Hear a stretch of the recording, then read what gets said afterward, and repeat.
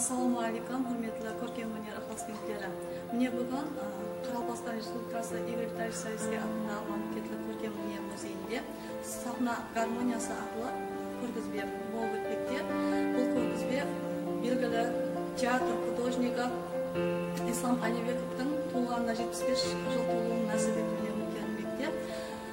Ислам Алибеков өзі 1945 жылы Қытай Халық Республикасының Шинжан Уйғыр автономиялы облысының Чукучан қаласында дүниеге келеді, оқытушы шаңырағында.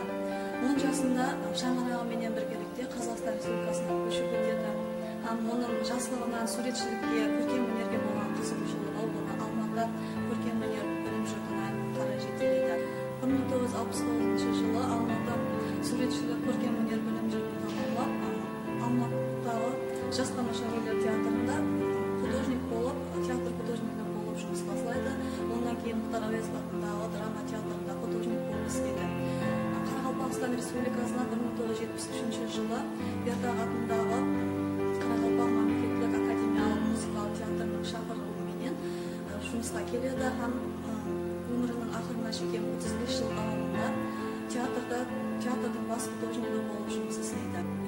Ислам Алибеков Қарақалпақ театрлары сахнасында 70-тен астам спектакльлердің эскиз декорацияларын жасап, сахналық безеп жұмысларын істеп, халықтың көңілін жай алған. Солардан Тажиддин Сейітжановтың Абу Райхан Беруни, Кеңесбай Рахмановтың Келі, Жаралы жүректер, Жолмырзай Мырзаевтың Берда, Мұстай Кәрімнің Ай тұтылған түнде, Бориннің Аты Ушысы, әмде Төлепберген Қайтбергеновтың Қарақалпақ қызы романы декарында өреткен Жұмагүл спектакльлерінің эскиз безеп жұмысларын өреткен. Бүгінгі көргізбемізде музей фондында сақталып отырған әмде художниктің жеке үй коллекциясынан алып келінген 60-тан артық жұмыслары қойылған. Олар живопись, графика,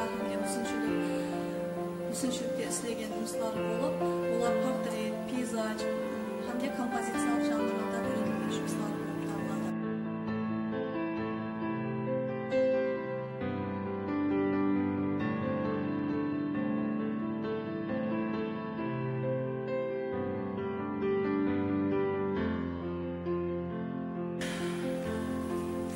Бүгінгі көргізбемізде портрет жанрындағы жұмыслар көптеп орын иелейді. Солардан бірі Алибековтың өзінің автопортреті, яғни бұл мүсіншілік жөнесінде істелген болып, шамуттан істелген.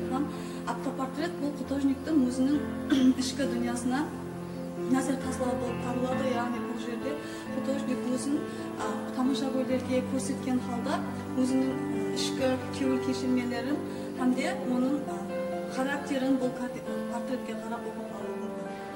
Бұл картинада орамал тартқан қыз деп аталып, бұл жерде қыздың қолы менен орамалын ұстаған халында үлкен планда суретлеген, оның шашлары жайылған, қапталдан нәзері кімгедір қарап тұрғанын көруімізге болады. Сонымен бірге қаслары, еріндері, бозал қызларымыздың өзіне жарасқан көркін суретлеп көрсеткен.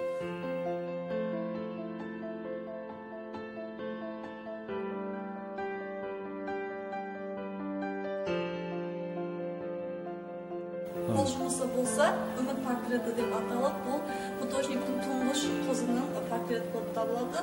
Өзінің қызларының портретлерін жасаған, бұл жерде қыздың көрінісін ажайып көріністе істеп, қастарын қалем қасылап, сұлу шырайлы жүздерін анық етіп суретлеп көрсеткен.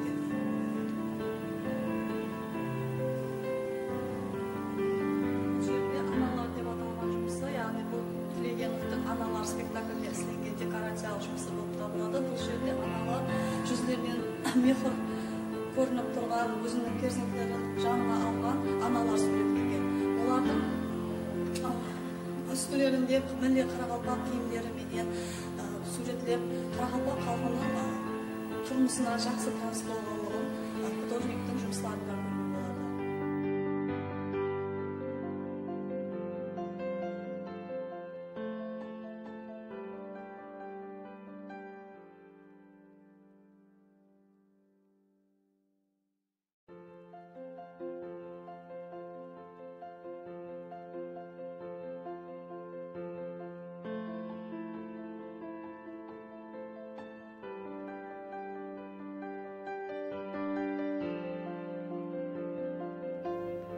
Бұл жұмыс аралдың тағдиры деп аталып, екілік жұмыс болып табылады. Біріншісі құйын, екіншісі құмдағы кеме деп аталады.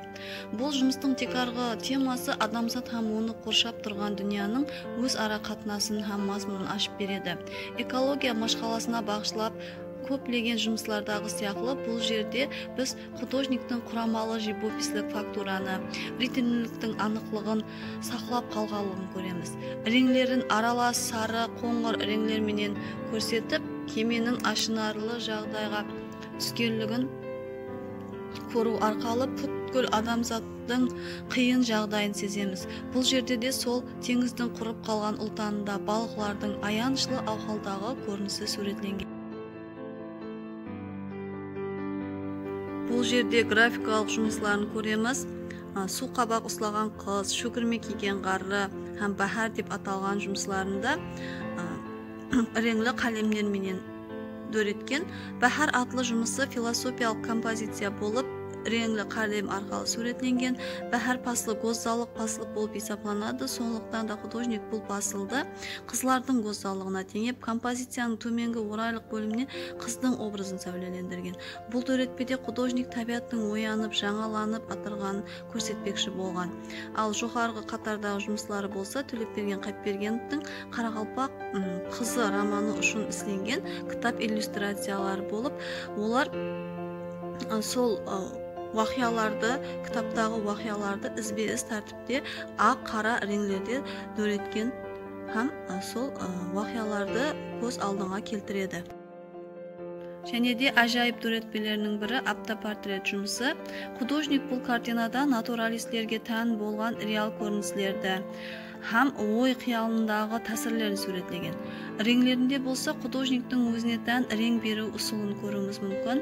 Ислам Әлібековтың көпшілік төретпелері күңгірт түске ие екенлігіменен ажыралып тұрады. Бұл жерде балалық һәм жастық дәуіріндегі образларын суретлеп, өз өмірін сахнаменен байланыстырған. Және де өзі істеген мүсіншілік, театр декорацияларын атрапына жайластырып, өзінің бүткіл өмір жолын көркем өнердің ажыралмас бір бөлігі екенлігін көрсетіп өткен.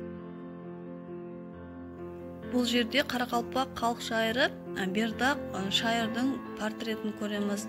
Бұл жұмыс орынлану ұсылы бойынша жүда қызықлы шығарма текарынан күріш текарында орынланған. Яғни күрішті жайып тегіс етіп тізіп шығу арқылы дөретілген һәм белгілі шайырдың келбетін осы күріштің үстіне реңлі гуашпенен іслеген. Портретке қарай отырып шайырдың ішкі дүниясын, ой қиялын сезуге болады.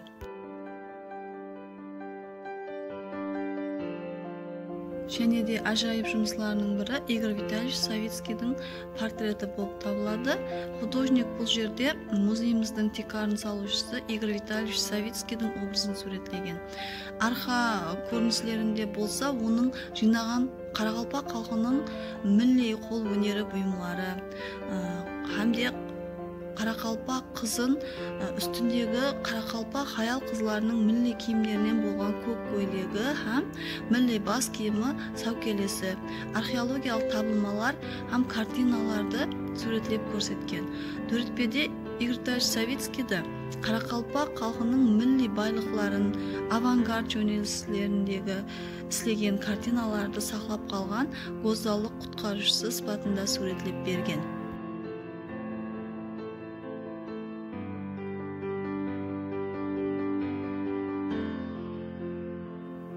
Художник қайсы спектакльге декорация жасамасын, қайсы қалыпқа тиесілі, қайсы миллет болмасын, ямаса ол қазіргі дәуір уақиясы ма, ямаса тарихи бола ма, сол дәуірді үйреніп, сол халықтың үрп әдетлері менен жасау тәрзі менен жақсы танысып, сонынан келіп шыққан халда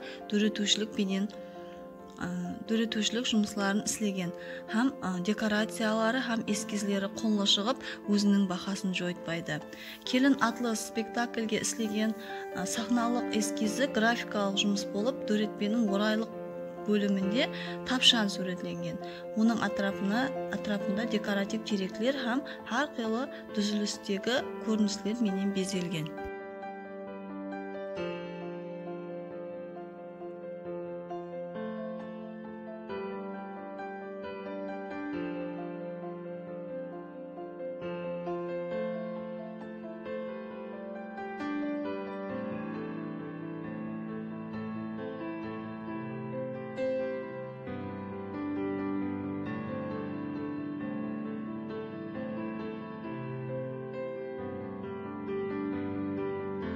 Ислам Алибековтың Қарақалпақ театр көркем өнеріне қосқан үлестері өз уақытында жоғары бағаланып, оған 1977 жылы Қарақалпақстанға қызмет көрсеткен көркем өнер қайраткері.